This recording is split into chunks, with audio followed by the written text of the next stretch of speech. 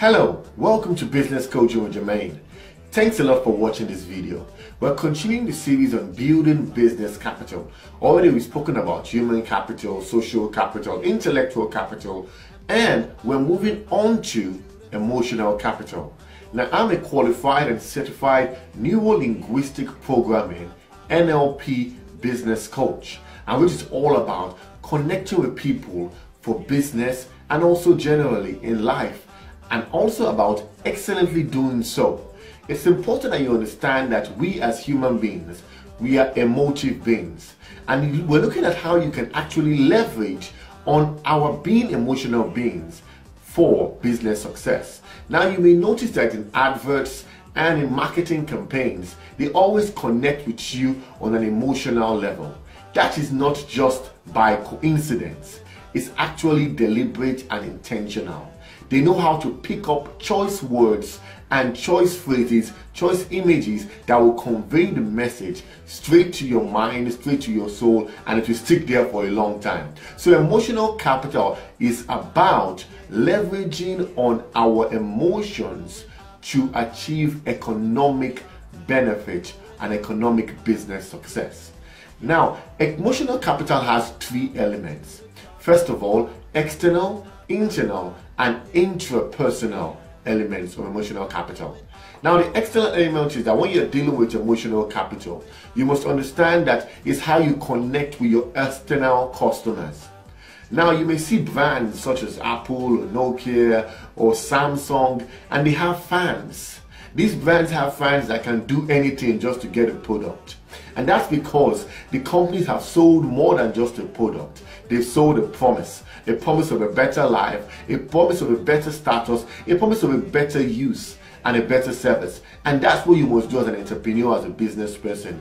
That your product is not just about the features, but about the benefits and also the promise of a better lifestyle that you convey when they purchase your product. So it's about the brand value. It's about the social significance that your product actually has, and also the goodwill it commands in business. So start thinking, your emotional capital in your product or your service, does it have a high brand value or a low one? Does it command high social influence? Does it also command goodwill? If it doesn't, I think it's time for you to start building that up. And I'll talk about how we can build this emotional capital. Also, the second element has to do with interpersonal emotional capital. That has to do with how people within your organization deal with one another, the relationships that occur, the emotional bonds that they have, and how that influences the business success of your organization. And you must start looking at that critically, because human beings are emotional beings, as we said, and we need to connect on an emotional level. And your staff or your team, they must be in congruence with one another. They must have a good bond. They must connect on an emotional level. And you as a leader, you have a responsibility to lead that change. Don't just ask for people to do certain things with their hands, but actually connect with their hearts on an emotional level, so that you can actually ask them to move, and they will actually give you their hands, and they will work excellently and well for you and for the success of the organization.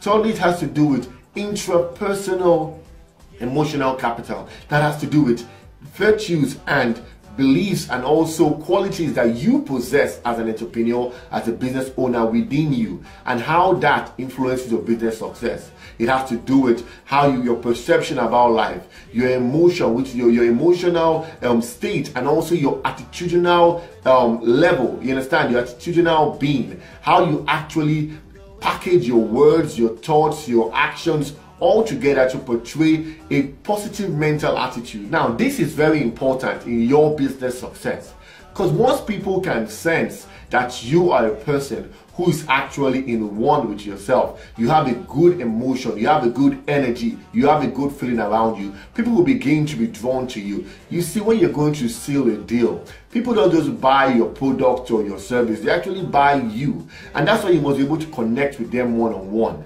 Now, everybody has an emotional bank.